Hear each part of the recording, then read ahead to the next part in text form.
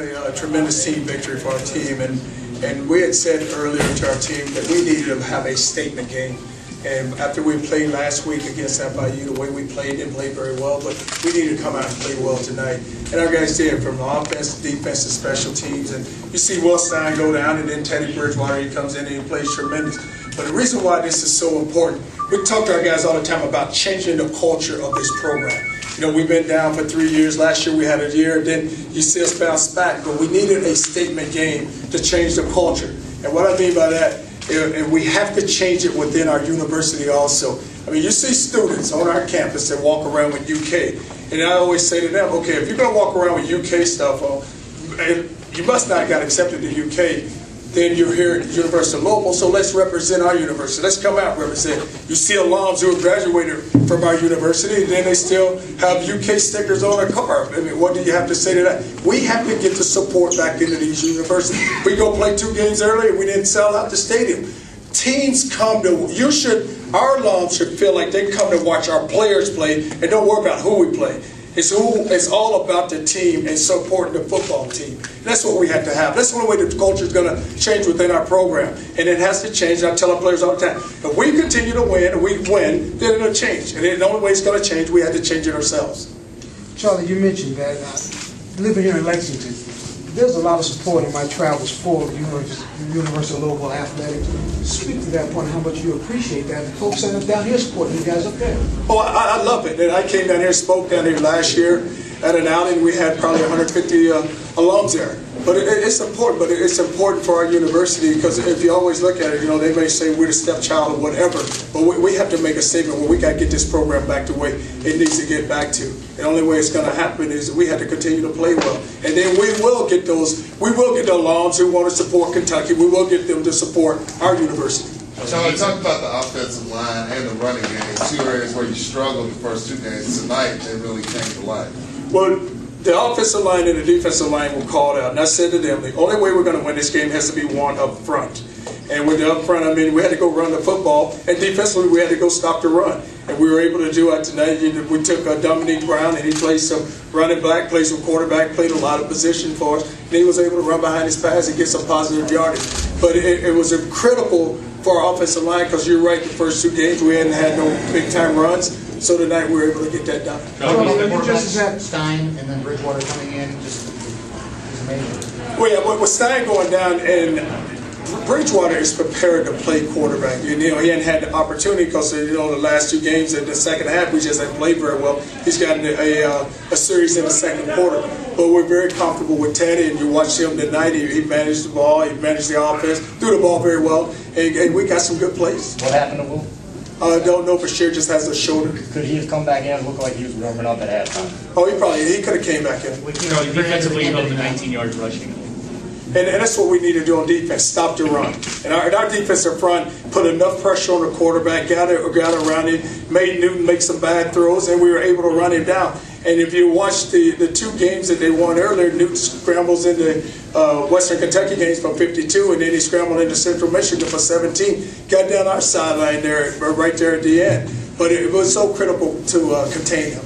Monday, you said that Kentucky was the better team. What did you tell that team after the game tonight? Well, I told that team on Thursday that if we go play, we're the better football team. And what our team has to do is play with confidence. And once you play with confidence, you start believing that you can go get it done.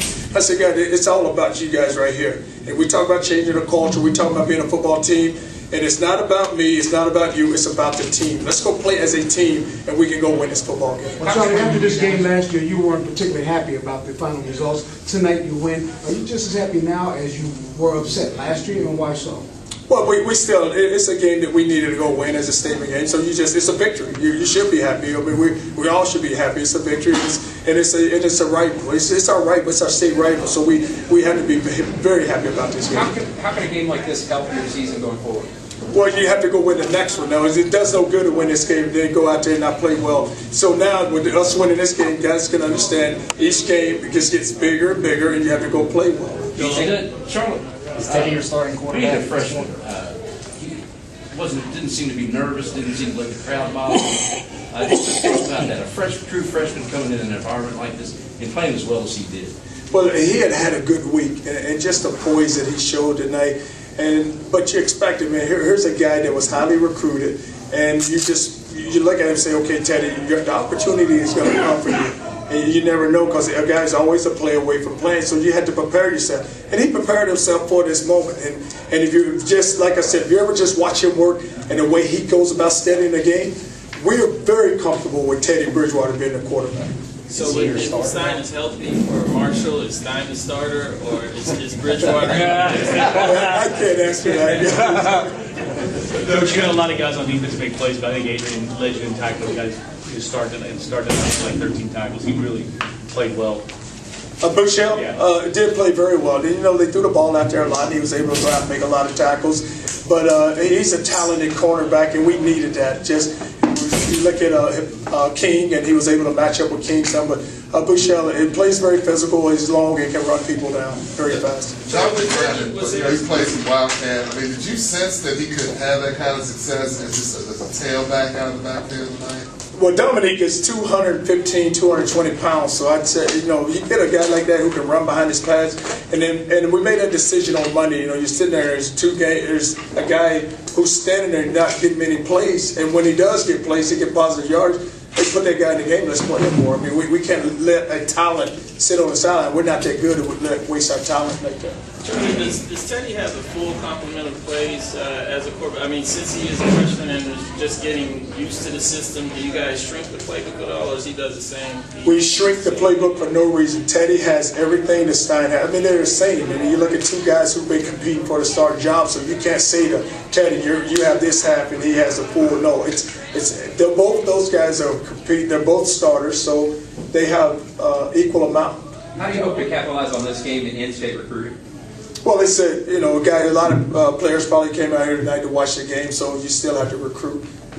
What about the improvement of the offensive line? Like you said, you got running room, you could run it when you needed to. Well, it just the challenge was issued to them, and we hadn't blocked very well in the first two games, so we said the game's going to be one up front. So the only way we can win the game up front, we had to be able to run the football, and we were able to run the ball. Put a lot of pressure on Newton. I mean, it looked like you were coming almost every play. What about the play of the defensive line? Which was key to it. A lot of it was just a 3 and 4 man rush. Scruggs did a really good job of pressuring the quarterback, and then we got B.J. Butler back who hadn't played. Then Brandon Dunn is back. So you got two guys that are back in that front that hadn't played. And we were able to rotate guys and keep them fresh. Roy Fowler got in there and had a couple of big stops. Randy Simon, but that whole front, if we just keep them fresh and keep them rolling, then we should be able to put pressure on people. Both the early scoring drives were helped by those 15-yard penalties. What did you tell your team at halftime about those? But you just can't have stupid penalties, and that's what we did. You know, you look at it, we get a 15-yarder early, and they get a field goal, then we get another 15-yarder, and they get a touchdown. So that is unacceptable, and you just can't do that. Charlie, on the side note, Pittsburgh and Syracuse filed official application to leave the Big East. How do you think that's going to affect the Big East football? Oh, I don't know. I mean, we got a conference commissioner, and they'll work it out. We'll get the right people.